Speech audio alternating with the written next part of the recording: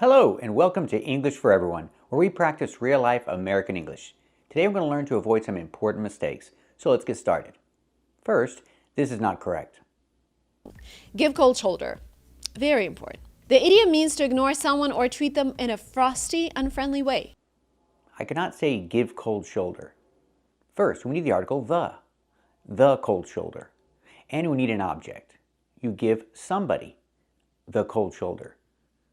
Example, give me the cold shoulder. And what does it mean? It means to treat someone in an unfriendly way, not in a nice way. Like if you ignore someone that you normally talk to, you're giving them the cold shoulder. Again, we need the object, them, and we need the article, the. You're giving them the cold shoulder if you're ignoring them. So I cannot say give cold shoulder. I need an object, give someone, and I need the article, the. Give someone the cold shoulder. It means to treat them in an unfriendly way, like if you ignore them. Example, she ignored her friend the whole time. She was angry and she gave her the cold shoulder. Let's practice. Did she give her the cold shoulder? That's right, she was angry, so she gave her the cold shoulder. This is also not correct. To make sure someone knows what is happening, especially in a situation that is quickly changing. I cannot say especially in situation that is quickly changing. In situation? Situation is a countable word, so I have to say in a situation or in situations. I either need to use an article a situation, or I make it plural with s, in situations. But I cannot say especially in situation that is quickly changing. Example, the expression to keep someone posted. To keep someone posted means to keep someone updated, especially in a changing situation. Again, we need the article in a changing situation. Again, to keep someone posted means to keep someone updated, especially in a changing situation. Let's practice. What does to keep someone posted mean? Does it mean to keep someone updated, especially in a changing situation?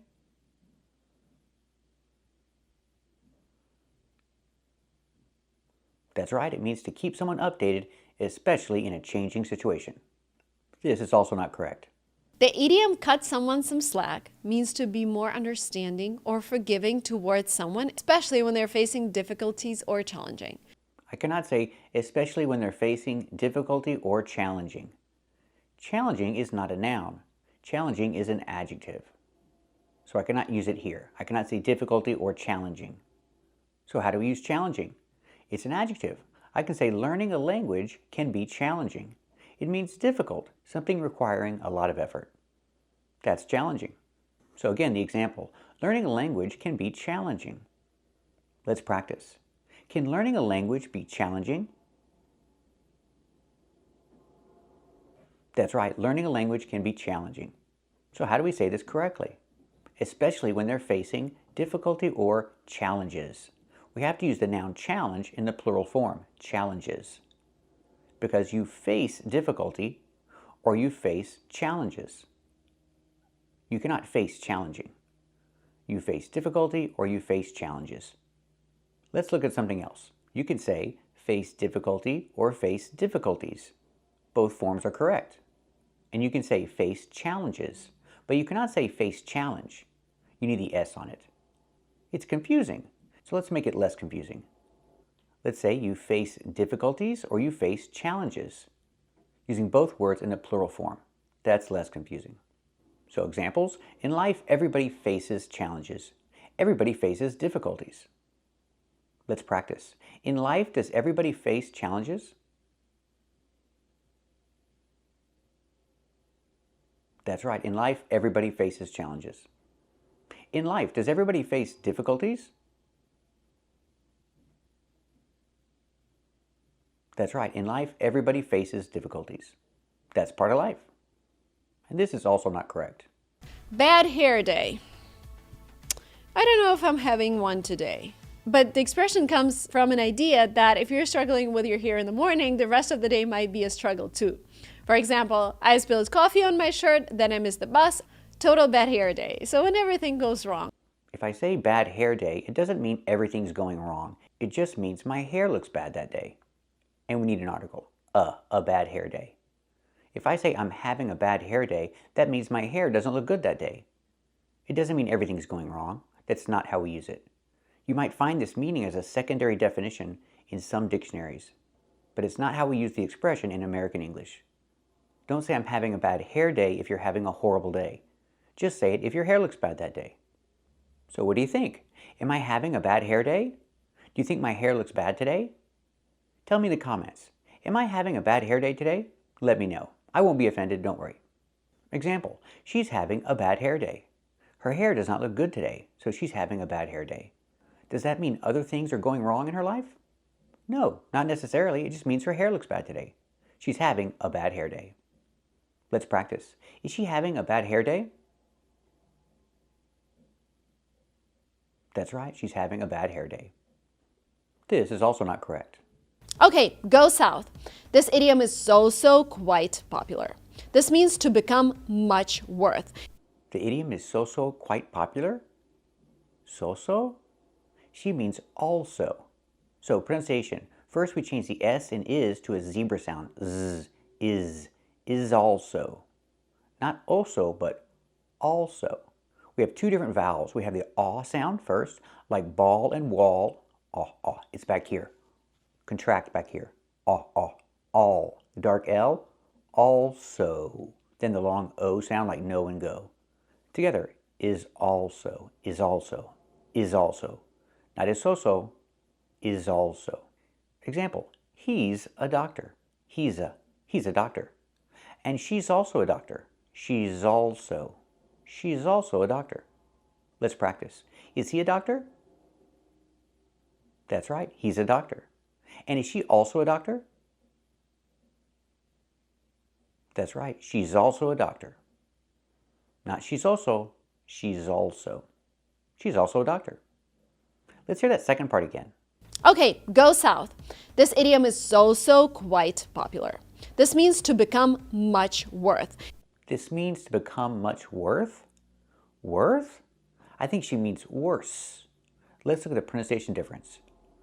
When I say worth, I have the TH. I put my tongue out. I make the air sound, no voice.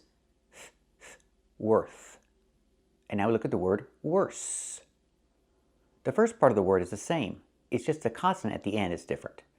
So the S sound, we make that with our tongue back, inside our mouth. Our teeth are closed. Worse. So the first word is worth, and the second word is worse. Example, the house is old. It's worth $100,000. But the car is worth $200,000. It's a Lamborghini. So I can say the car is worth more than the house. Let's practice. Is the car worth more than the house? That's right, the car is worth more than the house. Now let's practice with this word, worse. Make the S sound. Worse. It means more bad, but we don't say more bad, we say worse. Example, he's sick. He's sick in bed. And he was sick yesterday too. And today he doesn't feel better, he feels worse. He feels worse than yesterday. He's still sick and he feels worse than yesterday. Let's practice. Is he still sick? That's right, he's still sick. Does he feel worse than yesterday? That's right, he feels worse than yesterday. It's too bad. This is also not correct. It might come from a time in the United States when people won cakes as prizes at fairs and competitions. Weaning a cake was seen as something simple and easy. Weaning a cake was seen as something simple and easy? Weaning a cake? She means winning. Winning a cake. Let's talk about these two words. The first word is win. You can win a cake. You can win a game. You can win money at a casino. Pronunciation, use the short I sound like this is. It's open. Win. You can win money at a casino, if you're lucky. Because you can also lose money at a casino. Let's practice. Can you win money at a casino? That's right, you can win money at a casino. And this word is wean. Not win, but wean. We see the EA making the long E sound like green beans. So the first word is win, and the second word is wean, wean. The vowels are different. So what does wean mean? Wean means to stop nursing. When a baby stops breastfeeding, the baby stops nursing, we say you wean the baby. Example, the mother is nursing her baby, but she needs to return to work, so she needs to wean the baby before she returns to work. Let's practice. Does she need to wean her baby before she returns to work?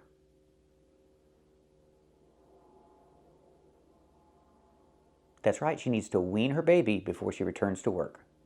We can also use the phrasal verb wean off. Example, he had an accident and he was taking pain pills for the pain. But now he needs to stop taking them. When you stop taking something or you stop doing something little by little, we use wean off as a phrasal verb. Example, his doctor is trying to wean him off the pain pills. The doctor wants him to stop taking them, but doing this little by little.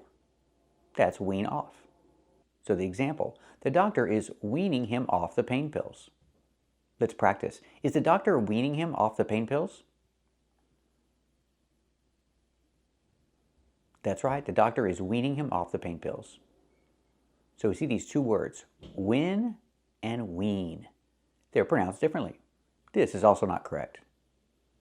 I cannot say I don't want to be involved in this conflict. We need a D, involved. And the pronunciation is important. Involved in. Link the D sound with the next word in, din. I don't want to be involved in this conflict. Example, she doesn't want to be involved in a conflict. Involved in the conflict. Let's practice. Does she want to be involved in a conflict?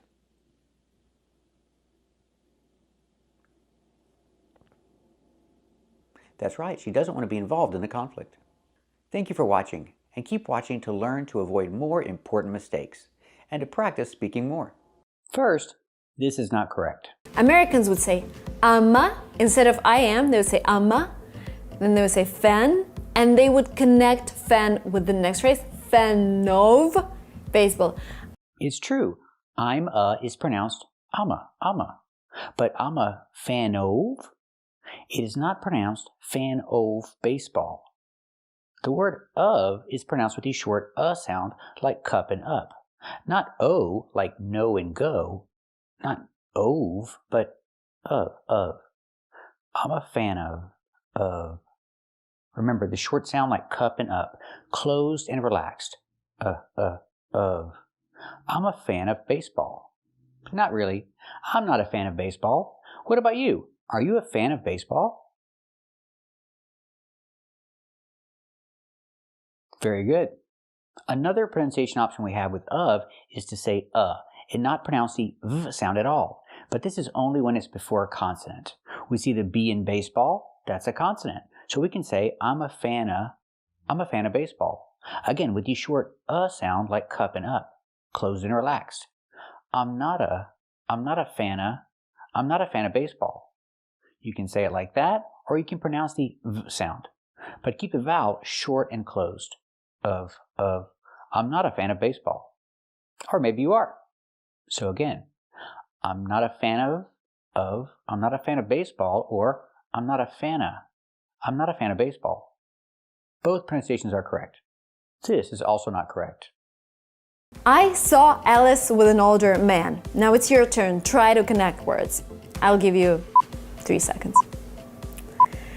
The way you say this phrase with connecting words, I saw Alice with an older man. Saw Alice, older man. You cannot say I saw Alice. I saw Alice with an older man? The word is pronounced saw. Use the aw sound like on and off. Like call. Oh. It's back here. Oh, I saw. Not I saw Alice. We don't pronounce the W. There's no w sound in it. It's I saw Alice. If I link the sounds, it's like this. I saw Alice. I saw Alice. I saw Alice with an older man. Not I saw Alice, but I saw Alice. Link the sounds. I saw Alice with an older man. Let's practice.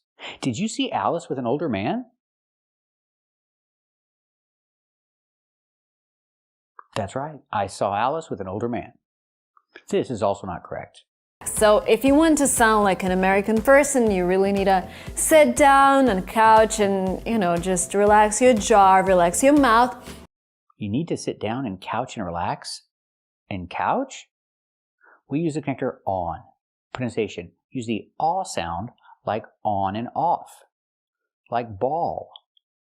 Aw. It's back here. On. You sit on couch and relax? We need an article. Couch is countable. If it's one in general, I say sit on a couch and relax. But if it's the couch in my house, then it's specific and I say the. I need to sit on the couch and relax. Because it's a specific couch. It's my couch. Use the. So example, they're sitting on a couch. It's one in general. It's not my couch. So I say They're sitting on a couch. They're sitting on a couch. Let's practice. Are they sitting on a couch?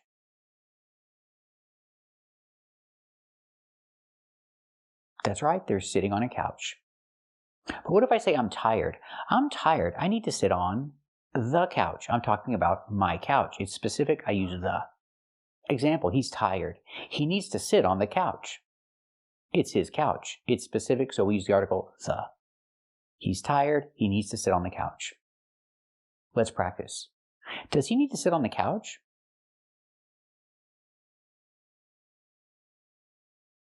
That's right. He needs to sit on the couch. He's tired. This is also not correct. Because Americans like to omit words, they just throw them away from the phrase. Americans like to emit words? Emit or omit? These are two different words. If I say emit, emit means to produce, like it comes out of your mouth. You emit words? Well, they do come out of your mouth, but we don't say that. You can say emit sounds. You emit sounds. You produce them. They come out of your mouth. That's emit. But she wants to say omit. Use a long O like no and go. Omit. Americans like to omit words. Omit means to take out, to delete. We use delete when we talk about computers. You delete programs, you delete files. But for words in a sentence, you omit. Use the long O like no and go. Omit. These are two different words. Emit, you emit sounds. They come out. You produce them. And omit means to remove them, to take them out. Example, cars emit exhaust. They emit fumes. They emit exhaust. They produce them. It comes out. That's emit. Cars emit exhaust. The exhaust comes out of the car. The car produces the exhaust. So we use the verb emit. Cars emit exhaust. Let's practice. Do cars emit exhaust? That's right. Cars emit exhaust. Well, some cars, not electric cars, but gas-powered cars, they emit exhaust. Let's hear that clip again. Because Americans like to omit words, they just throw them away from the phrase. Americans like to omit words. They just throw them away from the phrase. We cannot say this. We cannot say they just throw them away from the phrase. We have to use omit. They just omit them from the phrase. They omit the words from the phrase. They take them out. They remove them. But I cannot say they throw them away from the phrase. This doesn't work. So I can say Americans omit words from some phrases. It's true. Let's practice. Do Americans omit words from some phrases? That's right. Americans omit words from some phrases. They take them out. This is also not correct. If you're like me, who wants to raise money in Silicon Valley, I cannot say if you're like me, who wants to raise money in Silicon Valley. This is not correct. We need an object. We have to use the object someone. If you are someone like me who wants to raise money in Silicon Valley, we have to use the object someone. I cannot say if you are like me who wants to raise money in Silicon Valley. This is not correct. We have to use the object someone. If you are someone like me who wants to raise money in Silicon Valley, this is correct. This is also not correct. and eliminating your accent is one of those things, would really help you. I cannot say eliminating your accent is one of those things would really help you. I need that to connect the phrases. I have to say eliminating your accent is one of those things that would really help you. I have to use that in this sentence. Because would help you is a dependent clause. We have to use that when it comes before a dependent clause, a clause that cannot stand on its own. Would really help you? That clause cannot stand on its own. It is a dependent clause. We have to use that. So it's correct to say eliminating your accent is one of those things that would really help you. Let's practice. Is eliminating your accent one of those things that would really help you?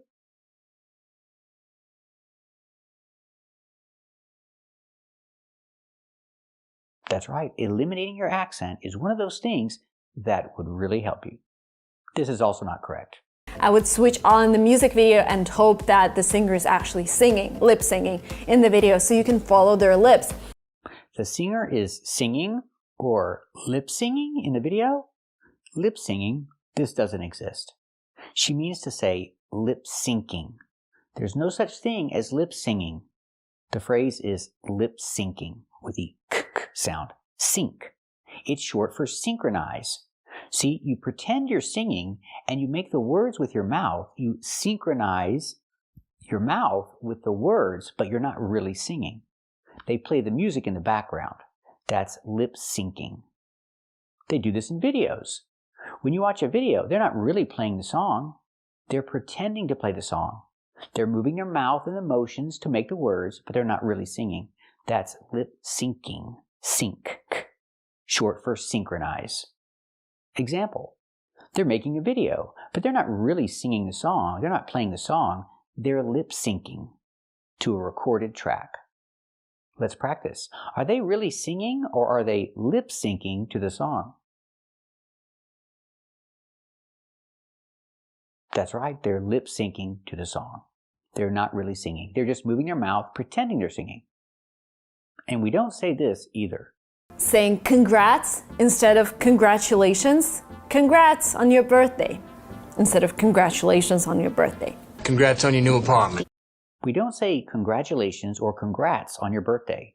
If it's your birthday, people don't say congratulations. They say happy birthday. It's true, the short version of congratulations is congrats, but don't use it on someone's birthday. Use it for something else when they really do something. When you get older, you don't really do anything. You don't deserve congratulations. You deserve happy birthday. Imagine you get a new apartment. I can say congrats on your new apartment, like the clip. Or if you get married, I say congratulations, or short, congrats. But not on your birthday. Don't say congrats and don't say congratulations on your birthday. We just don't do it. And we don't say this either. Do you want me to close the window? Or, oh yeah, I know it's really cold. Do you want to use my sweater? So we don't ask the question, do you want to use my sweater? Sweater. It's clothes. You don't use a sweater, you wear a sweater. So the question is, do you want to wear my sweater, not use my sweater? And if it's cold, I would say, yes, I want to wear your sweater. I always wear a sweater. And I love to wear a sweater in fall. What about you? Do you love to wear a sweater in fall?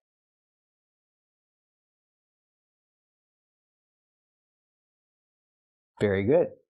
Remember, you don't use a sweater, you wear a sweater. This is also not correct. next thing you need to learn is to detect sarcasm. And you need to understand that it's sarcasm, because when I first came to an English-speaking country, I didn't understand sarcasm. The word is not pronounced sarcasm. Sarcasm? She means sarcasm. We need the short ass sound like black cat for the second syllable. Chasm. Remember, this word has 3 syllables. Sarcasm. It looks like 2 syllables, but it's 3. Sarcasm. Not sarcasm, but sarcasm. Sarcasm is the noun, and sarcastic is the adjective. It's when you say the opposite of what is true to be funny. For example, she says, "That's great." But she doesn't mean it. She's saying the opposite. She's being sarcastic. This is an example of sarcasm. Let's practice. She said, "That's great," but she doesn't mean it. Is she being sarcastic? That's right, she's being sarcastic. Is this an example of sarcasm? That's right, this is an example of sarcasm. Not sarcasm, but sarcasm. This is also not correct. He was telling me, you need to sell a house in order to walk into the store. And I'll be like, well, really? You need to sell a house? And he would go ahead and explain me that I am saying this sarcastically. He would go ahead and explain me? First, we cannot say explain me. We say explain to me. We have to use the preposition to after explain. But he would? This is in the past. We have to say it was simple past. We can't use would here. She's telling a story about the past. We have to use past, not would. So it's correct to say he went ahead. Not he would go ahead, but he went ahead and explained to me. He went ahead and explained to me. Not he would go ahead and explain me. He went ahead and explained to me. So I corrected 2 mistakes, but there are really 3 mistakes in this. So let's listen again and see if you can find the 3rd mistake. He was telling me, you need to sell a house in order to walk into the store. And I'll be like, well, really? You need to sell a house? And he would go ahead and explain me that I am saying this sarcastically. So let me know in the comments what the 3rd mistake was. If you need to listen again, rewind it and listen again. But there is a 3rd mistake in this, so let me know in the comments what it was. This is also not correct. Yeah is more informal, yeah is more casual, and yeah is something that's more widely used than yes. Yes is kind of, well, you know what's yes. Yeah, sure. I cannot say you know what's yes. You know what's yes? You know what yes is. If I say what's yes, that's a direct question, but this is not a direct question. It starts with you know. So we have to use the positive structure and say, you know what yes is. You understand what yes is. Use a positive structure, not a question structure. I know what yes is. That's a basic word. Do you know what yes is? That's right, I know what yes is. This is also not correct. Thing number 1 that American people do is they cut off words. I cannot say they cut off. They cut off words. The word is pronounced off. We cannot use the short sound like cup and up. The word is pronounced off. We use the sound like on, off, ball, call, audio. It's back here. Off. They cut off words. They cut off words. Not of, but off. Example. What happened to Marie Antoinette? They cut off her head. They didn't just cut her head, they removed it. They cut off her head. Horrible. What happened to Marie Antoinette? Did they cut off her head? That's right, they cut off her head. Off. Not of, but off. They cut off her head. This is also not correct. And whatever you're going to do in English, because you're going to get a lower grade. I cannot say you gonna get a lower grade. You gonna? Gonna is a reduction of going to. So we need the action are, but we have to make a contraction. You are, contraction, you're. You're gonna. Not you gonna, but you're gonna. It's a small sound, but it's very important. You're gonna get a lower grade. If you don't finish the test, you're gonna get a lower grade. Let's practice. If you don't finish the test, are you gonna get a lower grade? That's right. If you don't finish the test, you're going to get a lower grade. Thank you for watching. And if you like this video, subscribe to our channel. And if you want to become a member, click the join button. And we'll see you next time.